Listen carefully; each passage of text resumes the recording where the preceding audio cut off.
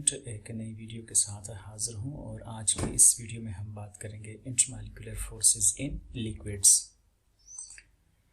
इससे पहले हम इंटरमॉलिक्यूलर फोर्सेस को तफसील के साथ देखें, कुछ चीज़ें जो हमें जहन में रखनी होंगी वो ये कि एटम्स और मॉलिक्यूल्स के बीच में दो तरह के इंटरेक्शंस होते हैं। एक स्ट्रॉन्ग इंटरेक्शंस जिसमें आयनिक बॉन्ड और कोवेलेंट बॉन्ड की मिसाल दी जा सकती है और इनमें जो बॉन्ड एनर्जी होती है वो काफ़ी ज़्यादा होती है, तकरीबन 200 किलो जूल पर मोल। और इस तरह का जो इंटरेक्शन है उसको प्राइमरी बॉन्ड भी कहा जा सकता है। जो दूसरा इंटरेक्शन होते हैं वो वीक इंटरेक्शंस होते हैं। अब वीक इंटरेक्शंस में हमारे पास वन डेर वाल इंटरेक्शंस आ जाते हैं और उसमें हाइड्रोजन बॉन्ड की मिसाल दी जा सकती है। हाइड्रोजन बॉन्ड जो है ये 8 से लेके 42 किलो जूल पर मोल तक एनर्जी रख सकता है और बाकी जो वन डेर वाल फोर्सेस हैं वो काफ़ी कमज़ोर होती हैं और उनकी एनर्जी जो है वो तकरीबन 8 किलो जूल पर मोल के आसपास रेंज करती है। और इनको सेकेंडरी बॉन्ड्स भी कहा जाता है या इंटरमॉलिक्यूलर फोर्सेस भी कहा जाता है। तो वन डेर वाल फोर्सेस हों या इंटरमॉलिक्यूलर फोर्सेस हों, ये दरअसल एक ही कुव्वत के, एक ही फोर्स के दो नाम हैं। तो ये क्या होती हैं, इनको हम समझने की कोशिश करते हैं। ये जो फोर्सेस होती हैं ये बुनियादी तौर पर इलेक्ट्रिकल इन नेचर होती हैं, ठीक है, यानी चार्जेस ऑफ ऑपोजिट साइन के बीच में ये होती हैं। इनकी जो टाइप्स हैं उनको हम यहाँ पर देख लेते हैं, जिस तरह ion dipole interactions, dipole dipole interactions, ion induced dipole interactions, dipole induced dipole interactions, instantaneous dipole induced dipole interactions और हाइड्रोजन बॉन्डिंग। तो अब हम यहाँ से आगे जो है इनमें से हर एक को तफसील के साथ देखेंगे। तो सबसे पहले हम देख लेते हैं आयन डाइपोल इंटरेक्शंस। तो जैसा कि नाम से जाहिर है, एक साइड पे आयन है, दूसरे साइड पे डाइपोल है। तो आयन में हमारे पास केटाइन और एनाइन और डाइपोल में जाहिर कोई पोलर मॉलिक्यूल होगा। तो एग्जाम्पल के तौर पर केटाइन में सोडियम पॉजिटिव और एनाइन में हम Cl नेगेटिव ले सकते हैं। पोलर मॉलिक्यूल हमारे पास यहाँ पर HCl को हम ले लेते हैं। तो होता दरअसल ये है कि ये जो यहाँ पर हमने लिया है एनाइन, ये एनाइन पोलर मॉलिक्यूल का जो पार्शियल पॉजिटिव पार्ट होता है उसके साथ इंटरेक्ट करता है और एक फोर्स डेवलप करता है। इसी फोर्स को हम आयन डाइपोल फोर्स कहते हैं। यानी एक साइड पे आयन होगा और दूसरी साइड पे जो डाइपोल है उसका एक पार्ट होगा, ठीक है। अगर यहाँ Cl नेगेटिव की जो है सोडियम पॉजिटिव होता तो फिर इधर जो है वो Cl होना चाहिए था इस मॉलिक्यूल का, ठीक है। और मुझे उम्मीद है कि आप आयन डाइपोल इंटरेक्शन को इस ग्राफिकल रिप्रेजेंटेशन से अच्छी तरह से समझ गए होंगे। इसको हम एक और तरह से भी समझ सकते हैं, जब जिस वक्त हम वाटर में सोडियम क्लोराइड को डिसॉल्व कर लेते हैं, ठीक है, तो सोडियम आयन जो होते हैं उनको वाटर के मॉलिक्यूल जो है वो सराउंड कर लेते हैं, एक सफ़ियर से उनके गिर्द बना देते हैं। तो होता दरअसल ये है, सोडियम जो कि एक आयन है, इसके गिर्द ये वाटर जो कि एक पोलर मॉलिक्यूल है उसका जो पार्शियली नेगेटिव पार्ट है वो उसको सराउंड कर लेता है, ठीक है। तो यहाँ पर सोडियम और वाटर के बीच में भी यही आयन डाइपोल इंटरेक्शन एग्जिस्ट करते हैं। अब चूँकि सोडियम जो है सोडियम क्लोराइड से आ रहा होता है तो दूसरा पार्ट जो है क्लोराइड होता है, तो क्लोराइड को भी इसी तरह से वाटर जो है वो सराउंड करेगा, लेकिन उस सूरत में वाटर का मॉलिक्यूल जो है वो चेंज होके आएगा, यानी उसका जो H पॉजिटिव पार्ट है वो फिर डायरेक्टेड होगा क्लोराइड की तरफ। दूसरी जो फोर्स है वो है डाइपोल डाइपोल इंटरेक्शन, यानी इसमें दोनों डाइपोल होते हैं, एक भी पोलर मॉलिक्यूल होता है, दूसरा भी पोलर मॉलिक्यूल होता है। और ये एग्जाम्पल हम HCl की ही ले लेते हैं। आप यहाँ देख सकते हैं HCl का मॉलिक्यूल और फिर दूसरा HCl का मॉलिक्यूल। अब यहाँ पर एक HCl का जो पार्शियली नेगेटिव पार्ट है वो दूसरे HCl का जो पार्शियली पॉजिटिव पार्ट है उसके साथ इंटरेक्ट कर रहा है, उसको अट्रैक्ट कर रहा है, एक अट्रैक्टिव फोर्स के जरिए से उसको अपनी तरफ खींच रहा है। तो अब यहाँ पर जो फोर्स एग्जिस्ट करती है उसको हम डाइपोल डाइपोल फोर्स कह सकते हैं। तो ये यहाँ पर जो है, चूँकि हमने HCl को लिया है तो कोई भी दूसरा पोलर मॉलिक्यूल जो है वो यहाँ लिया जा सकता है। और दूसरी जो फोर्स है उसे हम यहाँ पर कहते हैं आयन इंड्यूस्ड डाइपोल इंटरेक्शन। इसमें एक साइड पे आयन होता है और दूसरी साइड पे हमारे पास नॉन पोलर मॉलिक्यूल होता है, ठीक है। आयन में केटाइन एनाइन कोई भी हो सकता है, यहाँ पर हमने लिया है आयोडाइड आयन, ठीक है। और दूसरा जो मॉलिक्यूल नॉन पोलर मॉलिक्यूल है वो हमारे पास ऑक्सीजन है, नाइट्रोजन, कुछ भी हो सकता है। तो दरअसल ऑक्सीजन मॉलिक्यूल तो एक नॉन पोलर मॉलिक्यूल है, लेकिन जब ये एक आयन के साथ इंटरेक्शन में आता है तो ये आयन क्या करता है, इसमें पोल इंड्यूस कर लेता है। तो ऑक्सीजन जो पहले न्यूट्रल वो आयोडाइड आयन की विसिनिटी में आकर अपने ऊपर एक पार्शियल पॉजिटिव और पार्शियल नेगेटिव चार्ज इंड्यूस कर लेता है। अब इस पार्शियल पॉजिटिव और कंप्लीट नेगेटिव के बीच में जो फोर्स एग्जिस्ट करती है, इसे हम आयन इंड्यूस डाइपोल फोर्स या आयन इंड्यूस डाइपोल इंटरेक्शन कहते हैं। इसी सिलसिले में जो अगली फोर्स है वो है डाइपोल इंड्यूस डाइपोल इंटरेक्शन। ठीक है, इसमें एक हमारे पास डाइपोल होता है, दूसरी साइड पे नॉन पोलर मॉलिक्यूल होता है। अब यहाँ पर आप देख सकते हैं हमारे पास एक साइड पे मॉलिक्यूल है, डाइपोल पोलर मॉलिक्यूल है, और दूसरे साइड पे हमारे पास एक नॉन पोलर मॉलिक्यूल है जिसमें Cl2 शामिल है। ठीक है, अब ये HCl जो है उसका चूंकि क्लोराइड का जो पार्ट है वो पार्शियली नेगेटिव होता है, तो ये जो दूसरा Cl है जो मॉलिक्यूल से आया है, ये उसके साथ इंटरेक्ट करके उसको ये पार्शियली पॉजिटिव बना देता है। ठीक है, तो इस तरह से Cl नेगेटिव जो कि पार्शियली नेगेटिव है, और ये जो दूसरा Cl जिसमें इंड्यूस्ड पोल पैदा हुआ, इनके बीच में जो फोर्स एग्जिस्ट करती है उसको डाइपोल इंड्यूस्ड डाइपोल इंटरेक्शन कहते हैं। तो अगली जो फोर्स है वो है instantaneous dipole induced dipole interaction. इसमें हमारे पास दो मॉलिक्यूल होते हैं और दोनों ही नॉन पोलर होते हैं। तो एग्जाम्पल के तौर पर हम यहाँ पर Cl2 और Cl2 को ले सकते हैं। दरअसल होता यह है, ये आमतौर पर जितने भी नॉन पोलर मॉलिक्यूल्स होती हैं उनमें पाई जाती हैं। ठीक है, तो Cl2 और Cl2, अब होता यह है कि एक जो क्लोरीन का मॉलिक्यूल है वो पार्शियली नेगेटिव चार्ज जो है वो पैदा कर लेता है। शुरू में मॉलिक्यूल सिमेट्रिकल होता है, ठीक है, लेकिन जैसे जैसे हम मॉलिक्यूल को कूल करते हैं तो उसका जो इलेक्ट्रॉनिक क्लाउड है वो डिस्टर्ब हो जाता है। इलेक्ट्रॉनिक क्लाउड की डिस्टर्बेंस की वजह से जो न्यूक्लियस होता है वो एक साइड पे चला जाता है मॉलिक्यूल का, और जो उसके नेगेटिव चार्जेस होते हैं इलेक्ट्रॉन वो दूसरे साइड पे पुश कर लेते हैं। ठीक है, तो इस सिमेट्री की डिस्टर्बेंस की वजह से जो मॉलिक्यूल है वो पार्शियली नेगेटिव और पार्शियली पॉजिटिव चार्ज अटेन कर लेता है। तो अब ये Cl2 दोनों आपस में बिल्कुल न्यूट्रल थे, लेकिन चूंकि जब एक मॉलिक्यूल ने पार्शियली नेगेटिव चार्ज अटेन कर लिया तो ये दूसरे मॉलिक्यूल में पॉजिटिव चार्ज जो है वो इंड्यूस करेगा। तो अल्टीमेटली एक मॉलिक्यूल भी पोलराइज हो जाएगा, दूसरा मॉलिक्यूल भी पोलराइज हो जाएगा। अब एक मॉलिक्यूल का पार्शियली नेगेटिव यानी जो नेगेटिव पार्ट है, दूसरे का पार्शियली पॉजिटिव पार्ट है, उसके बीच में जो इंटरेक्शन होता है उसको हम इंस्टेंटेनियस डाइपोल इंड्यूस्ड डाइपोल कहते हैं। यानी इस Cl में तो इंस्टेंटेनियस यानी अचानक से फौरन ही एक पार्शियल नेगेटिव चार्ज जो है वो बन गया। ठीक है, लेकिन इस दूसरे वाले में चार्ज जो है वो इंड्यूस किया गया है, और इनके बीच में जो फोर्स है वो इंस्टेंटेनियस डाइपोल इंड्यूस्ड डाइपोल कहलाती है। अब हम आते हैं, ये जो बात हमने लास्ट में पढ़ी इसको लंडन डिस्पर्जन फोर्स भी कहते हैं। ठीक है, लंडन डिस्पर्जन फोर्स, इसको समझने के लिए हम यहाँ पर एक और पिक्टोरियल रिप्रेजेंटेशन देख लेते हैं। हमारे पास तीन मॉलिक्यूल हैं। चूंकि ये लंडन डिस्पर्जन फोर्सेस जो हैं या डाइपोल इंड्यूस्ड डाइपोल फोर्सेस जिनकी हम अभी बात कर रहे थे, वो जो फोर्सेस हैं वो आमतौर पर जो नॉन पोलर मॉलिक्यूल्स होते हैं उनमें होते हैं, और हम यहाँ पर कंसिडर कर रहे हैं, लेट्स से ये हमारे पास नोबल गैसेस हैं और नोबल गैसेस में हम जीनॉन कंसिडर कर लेते हैं। ठीक है, तो इसको आप मान सकते हैं ये जीनॉन का मॉलिक्यूल है। अब होता यह है कि ये जो एक मॉलिक्यूल है इसमें से जो चार्जेस हैं, जैसे कि हम पहले बात कर चुके हैं, वो डिस्टर्ब हो जाते हैं। ये मॉलिक्यूल सिमेट्रिकल नहीं रहता। जैसे जैसे हम मॉलिक्यूल को कूल कर रहे होते हैं, ठीक है, इसको ठंडा कर रहे होते हैं, तो इसकी सिमेट्री डिस्टर्ब हो जाती है। तो डिस्टर्ब हो जाने की वजह से क्या होता है, नेगेटिव चार्जेस एक साइड पे चले जाते हैं और पॉजिटिव चार्जेस दूसरे साइड पे चले जाते हैं। तो इस तरह से ये मॉलिक्यूल जो है वो एक इंस्टेंटेनियस डाइपोल बन जाता है। अब ये इंस्टेंटेनियस डाइपोल दूसरे में इंड्यूस्ड डाइपोल प्रोड्यूस करता है, वो फर्दर आगे जो है इंड्यूस्ड डाइपोल क्रिएट कर लेता है। तो इस तरह से अब ये मॉलिक्यूल के बीच में ये जो मैंने डॉटेड लाइन से शो की है, ये फोर्स एग्जिस्ट करना शुरू कर देती है। इसी को लंडन डिस्पर्जन फोर्स कहते हैं। ठीक है, ये सबसे कमज़ोर फोर्स हम इसको कह सकते हैं। ठीक है, और ये तकरीबन तमाम मॉलिक्यूल्स में पाई जाती है, लेकिन आमतौर पर ये नॉन पोलर मॉलिक्यूल्स में एग्जिस्ट करती है। अब हम आते हैं हाइड्रोजन बॉन्डिंग की तरफ। हाइड्रोजन बॉन्डिंग जो है वो बहुत ही अहम है, और इन फोर्सेस में अभी तक जो फोर्सेस हमने पढ़ी हैं उसमें काफ़ी स्ट्रांग है। ठीक है, इसको हम दूसरे नंबर पे रख सकते हैं। तो ये एक स्पेशल टाइप की डाइपोल डाइपोल इंटरेक्शन है। इससे पहले हमने डाइपोल डाइपोल फोर्स पढ़ी है, ये उसी तरह की डाइपोल डाइपोल फोर्स है, लेकिन इसमें तीन जो एटम हैं जिसमें फ्लोरीन, ऑक्सीजन और नाइट्रोजन शामिल हैं, ये तीनों जो हैं वो इन्वॉल्व होते हैं।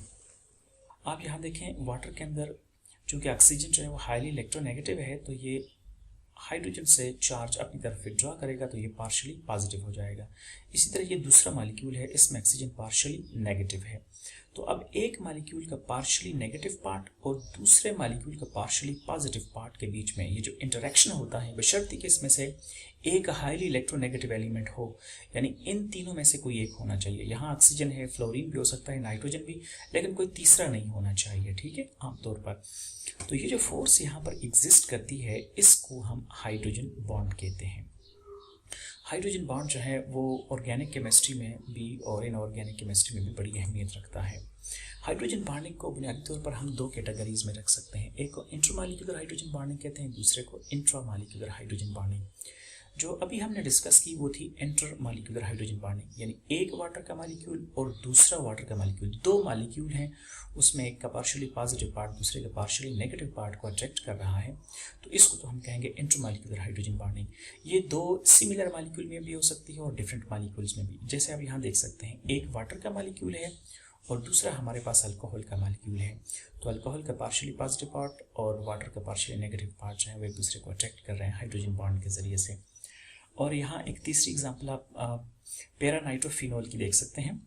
पैरानाइट्रोफिनोल में ये जो एक फिनोल है ये वाला, इसका जो ऑक्सीजन है जो पार्शियली नेगेटिव है, ये दूसरे मॉलिक्यूल का जो हाइड्रोजन जो पार्शियली पॉजिटिव है उसको अट्रैक्ट कर रहा है। तो इस तरह से इनके बीच में ये हाइड्रोजन बॉन्ड, जिसको हम इंटरमॉलिक्यूलर हाइड्रोजन बॉन्ड कहते हैं, वो एग्जिस्ट कर रही है। याद रखें, इंटरमॉलिक्यूलर हाइड्रोजन बॉन्ड मॉलिक्यूल को एक दूसरे के साथ एसोसिएट करती है, उनको एक दूसरे के साथ जोड़ रही होती है। इस वजह से जिन भी मॉलिक्यूल्स के अंदर इंटरमॉलिक्यूलर हाइड्रोजन बॉन्डिंग पाई जाती है उनके बॉइलिंग पॉइंट ज़्यादा होते हैं, यानी पैरानाइट्रोफिनोल का बॉइलिंग पॉइंट ज़्यादा होगा, ठीक है। वाटर का बॉइलिंग पॉइंट भी ज़्यादा होता है। पैरानाइट्रोफिनोल के मुकाबले में जब हम ऑर्थोनाइट्रोफिनोल के देखते हैं जिसमें इंट्रामॉलिक्यूलर हाइड्रोजन बॉन्डिंग होती है, तो इसका बॉइलिंग पॉइंट कम होता है। इसकी वजह ये होती है, यहाँ पर दो मॉलिक्यूल आपस में इंटरेक्ट नहीं करते, बल्कि with in the same molecule जो है वो हाइड्रोजन बॉन्ड एग्जिस्ट करता है। आप यहाँ देख सकते हैं, ये जो HO है इसमें हाइड्रोजन पार्शियली पॉजिटिव है और इसका जो दूसरा पार्ट है नाइट्रो ग्रुप का जो O नेगेटिव है, ये दोनों एक ही मॉलिक्यूल के अंदर एक दूसरे को अट्रैक्ट करते हैं, ठीक है। तो इस तरह से ये मॉलिक्यूल जो है इसका बाहर किसी दूसरे मॉलिक्यूल के साथ इंटरेक्शन उस तरह से नहीं हो पाता, ये आपस में ही इंटरेक्ट करते हैं, तो लिहाजा इनका बॉइलिंग पॉइंट काफ़ी कम होता है। इस तरह आप सिलिसाइलिक एसिड को भी देख सकते हैं, उसमें पार्शियली नेगेटिव पार्ट ऑक्सीजन और जो हाइड्रोजन है वो पार्शियली पॉजिटिव, तो ये with in the same molecule जो है वो अट्रैक्शन डेवलप हो जाती है, तो इसको हम इंट्रामॉलिक्यूलर हाइड्रोजन बॉन्डिंग कहते हैं। तो इंट्रामॉलिक्यूलर हाइड्रोजन बॉन्डिंग में बॉइलिंग पॉइंट कम हो जाता है और इंटरमॉलिक्यूलर हाइड्रोजन बॉन्डिंग में जो बॉइलिंग पॉइंट है वो बढ़ जाता है। अब हम आते हैं फैक्टर्स की तरफ। कौन से फैक्टर्स जो हैं वो वैन डर वाल्स फोर्सेस को अफेक्ट करते हैं, तो अब इनको हम एक एक करके देखते हैं। तो सबसे पहले आ जाता है molecular weight. Van der Waals forces जो है इसका ताल्लुक डायरेक्ट मॉलिक्यूलर वेट के साथ होता है। मॉलिक्यूलर वेट या एटॉमिक वेट जितना ज़्यादा होगा तो वैन डर वाल्स फोर्स उतनी ही ज़्यादा होगी, क्योंकि बड़ा मॉलिक्यूल जो होता है वो उसका जो इलेक्ट्रॉनिक क्लाउड है वो आसानी से डिस्टर्ब हो सकता है। छोटा मॉलिक्यूल चूँकि उसका साइज़ बहुत छोटा होता है, उसको डिस्टर्ब करना बहुत मुश्किल होता है। अब आप यहाँ देख सकते हैं रेडान। बॉइलिंग पॉइंट जो है वो हमारे पास एक पैरामीटर है जो हमें वैन डर वाल्स फोर्सेस के बारे में बता सकता है। तो वैन डर वाल्स फोर्सेस जितनी ज़्यादा होंगी बॉइलिंग पॉइंट उतना ज़्यादा होगा। तो यहाँ पर रेडान को देखें तो इसका बॉइलिंग पॉइंट 211 है और हीलियम को देखें तो इसका 4.4 केल्विन है। ये केल्विन स्केल में दिया गया है। तो यहाँ से आपको आइडिया हो सकता है, क्योंकि रेडान बड़ा मॉलिक्यूल है, ठीक है, तो इसमें जो वैन डर वाल्स फोर्सेस हैं वो ज़्यादा होंगी, क्योंकि मॉलिक्यूल आसानी से उसकी सिमेट्री डिस्टर्ब हो सकती है, पार्शियल पॉजिटिव और नेगेटिव पोल्स क्रिएट हो सकते हैं। अब अगर हम यहाँ पर इस दूसरे केस को देख लें जिसमें iodine, bromine, chlorine, fluorine involve हैं, तो फ्लोरीन जो है वो सबसे छोटा होता है, उसके बाद क्लोरीन होता है, उसके बाद ब्रोमीन, उसके बाद आयोडीन। तो अगर हम यहाँ पर प्रिडिक्शन करें तो आयोडीन जो है उसमें वैन डर वाल्स फोर्सेस ज़्यादा होती हैं, उसके बाद ब्रोमीन में होती हैं, उसके बाद क्लोरीन और आखिर में फ्लोरीन में होती हैं, ठीक है। आयोडीन में इस वजह से ज़्यादा होती हैं क्योंकि इसका साइज़ बड़ा होता है, फ्लोरीन में इस वजह से कम होती हैं क्योंकि इसका साइज़ छोटा होता है। अब अगर आप महज इस बुनियाद पे कि चूँकि आयोडीन का मॉलिक्यूलर वेट बहुत ज़्यादा होता है, ठीक है, और उसका बॉइलिंग पॉइंट भी उस हिसाब से HI का ज़्यादा होना चाहिए, फिर HBr का, फिर HCl का और आखिर में HF का होना चाहिए, तो महज इस बुनियाद पे अगर हम फैसला करेंगे तो ये फिर दुरुस्त फैसला नहीं होगा। उसकी वजह यह है कि यहाँ पर जो हाइड्रोजन फ्लोराइड है इसको सबसे आखिर में होना चाहिए था, लेकिन ये बिल्कुल शुरू में आ चुका है। उसकी वजह ये होती है कि HI, HBr, HCl इनमें डाइपोल डाइपोल फोर्सेस भी होती हैं, यानी वंडरवाल फोर्सेस होती हैं, लेकिन HF के अंदर हाइड्रोजन बॉन्ड होता है और हाइड्रोजन बॉन्ड काफ़ी स्ट्रांग बॉन्ड होता है। और यही चीज़ आप नीचे जो है अगला जो ग्रुप है, ठीक है, इससे पीछे वाला जो ग्रुप है जिसमें ऑक्सीजन फैमिली आ जाती है, उसके जो हाइड्राइड हैं अगर आप उसमें देखेंगे तो वाटर को बिल्कुल आखिर में होना चाहिए था, लेकिन ये बिल्कुल शुरू में आ जाता है क्योंकि इसमें हाइड्रोजन बॉन्ड एग्जिस्ट करता है। दूसरी चीज़ वंडरवाल फोर्सेस के लिए जो है वो सरफेस एरिया होती है। सरफेस एरिया जितना ज़्यादा होगा वंडरवाल फोर्स उतनी ही ज़्यादा होगी। यहाँ पर आप पेंटेन के 3 वेरिएंट्स देख सकते हैं। ये एक नॉर्मल पेंटेन है, दूसरा आइसोपेंटेन और नियोपेंटेन। सबका मॉलिक्यूलर वेट एक जितना है, लेकिन अगर आप बॉइलिंग पॉइंट देखें तो आप देख सकते हैं बॉइलिंग पॉइंट में सबसे ज़्यादा बॉइलिंग पॉइंट नॉर्मल पेंटेन का है।